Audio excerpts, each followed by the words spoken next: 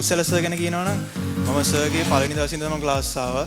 ඒ කියන්නේ අවුරුදු 2යි මාස 8ක් මම එක දිගටම ක්ලාස් ආවා. මට දවස් 2යි ජීවිතේටම ක්ලාස් මිස් වුණේ. ඉතින් ඒ ඇරෙන්න මම දිගටම ක්ලාස් ආවා. ඉතින් සර්ගේ හොඳ වැඩපිළිවෙලක් තියෙනවා ඇත්තටම.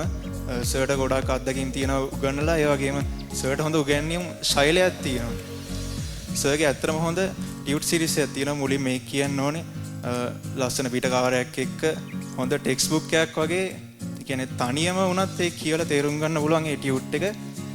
අලුත් ටියුට් එකක් දෙන දවසට මම හැමදාම ටිකක් කලින් ක්ලාස් එකට එනවා. ඇවිල්ලා මුලින්ම කරන්නේ ටියුට් එකේ පිටිපස්සෙම ඔය සිතන්නට යමක් කියලා තියෙන එක කියවන එක. ඉතින් ඒකෙන් ඇත්තටම අපේ ජීවිතේට ලොකු මොටිවේෂන් එකක් එනවා. ඉතින් ඒක කියලා තමයි මම වැඩ පටන් ගන්නෙ. ඊට පස්සේ සර් එන්න කලින් මම අනිවාර්යයෙන්ම ටියුට් එක සම්පූර්ණයෙන් මුලින් ළඟටම කියලා දානවා. කියවලා ඉතින් ඒ ටියුට් එක මම කොහොම හරි තනියම ඉවර කරගන්නවා සර් එන්න කලින්. සර් ආවට පස්සේ උගන්වද්දී අමතර ටිකක් කන්ෆර්ම් කරගන්නේ තමයි ඉතින් මට කරන්න තියෙන්නේ. ඒ වගේම සමහර සර්ගේ මේ ප්‍රැක්ටිකල් වැඩපිළිවෙල ප්‍රැක්ටිකල් වීඩියෝස් කරලා පෙන්නනවා ඇත්තම ක්ලාස් එකේ. ටියුට් එකක් ඔයාලා දෙනවා PVG ප්‍රැක්ටිකල් විෂුවල් ගයිඩ්. ඒක කළාට පස්සේ ඇත්තටම ප්‍රැක්ටිකල් එක ගැන ඔයාලට ලොකු අයිඩියා එකක් එනවා. ඒ වගේම තමයි සර්ගේ RAM එක. මුලින් නම් ඔයාලට සාමාන්‍ය ගණිත ගැටළු වගේ තමයි මුල් RAM 10 වගේ තියෙන්නේ. ඊට පස්සේ ඔයාලා යම් කිසි කාලයක් සිලබස් එක ඉගෙන ගත්තා පස්සේ සර් දෙනවා පාස් ප්‍රශ්න දාපු RAM ටික.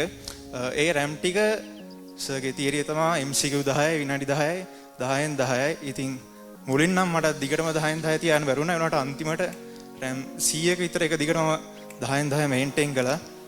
ඉතින් ඒ RAM ටික ඔයාලා ටයිමින් කරලා කරොත් ඔයාලට ඒ A level paper එකේ ටයිමින් කියන එක ගොඩක් හදාන්න පුළුවන්.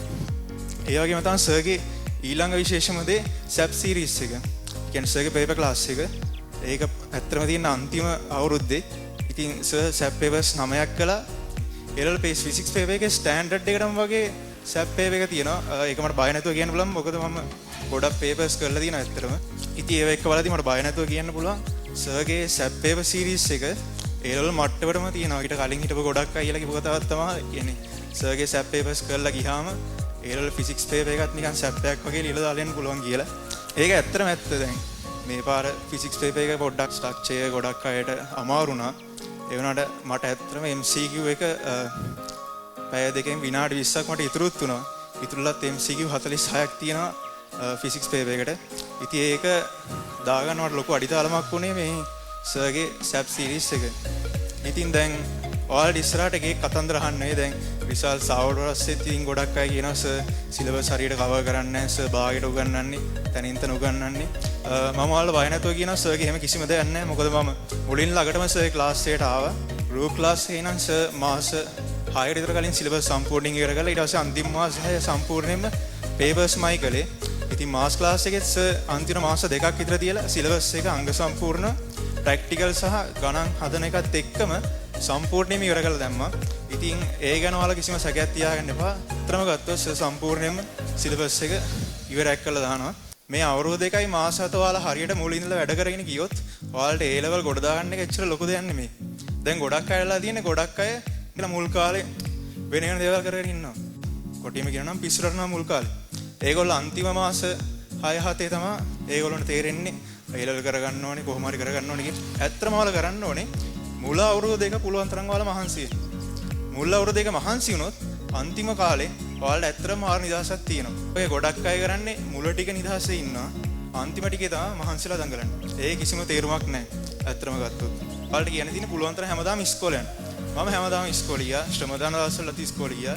ඉතින් මේ අවුරුද්දේ මාර්තුවේදී මගේ පැමිණීමේ ප්‍රතිශතය 98.4ක් ඉස්කෝලේ ගුරුවරුන්ගෙන් මට ලොකු සහයෝගයක් ලැබුණා. ඉස්කෝලේ ළමයින්ගෙනුත් ඒ මගේ යාළුවන්ගෙනුත් ලොකු සහයෝගයක් ලොකු දිරිමත් කිරීමක් ලැබුණා. හැබැයි A level කිසිම ගුරුවරයෙක්ට ළමයාව තනියෙන් ගිහිල්ලා කොට දාලා දෙන්න බෑ. කියන කොටින්ම දෙවිවරු බිමට ඇවිල්ලා ඉගෙනුවත් ළමයා හරියට වැඩ කළේ නැත්තම් A level කොට යන්න බෑ. ඉතින් ඔයාලා පුළුවන් තරම් මේ අවුරුදු දෙකමාරේ තනියෙන් වැඩ කරන්න. self study වලට ඔයාලා පුළුවන් තරම් මහන්සි වෙන්න ඕනේ. ඉතින් කොච්චර දක්ෂ ක්‍රීඩකයෙක් වුණත් වැඩක් නැහැ පුහුණු වෙන්නේ නැත්තම්. එහෙනම් ඉතින් ඔයාලත් පුළුවන් තරම් try කරන්න මේ practice එක කරන්න. මුලින් ඉඳලම papers කරන්න පටන් ගන්න. term test papers එහෙම හොයාගෙන ඔයාලා පුළුවන් තරම් කරන්න. කරලා timing හදාගන්න.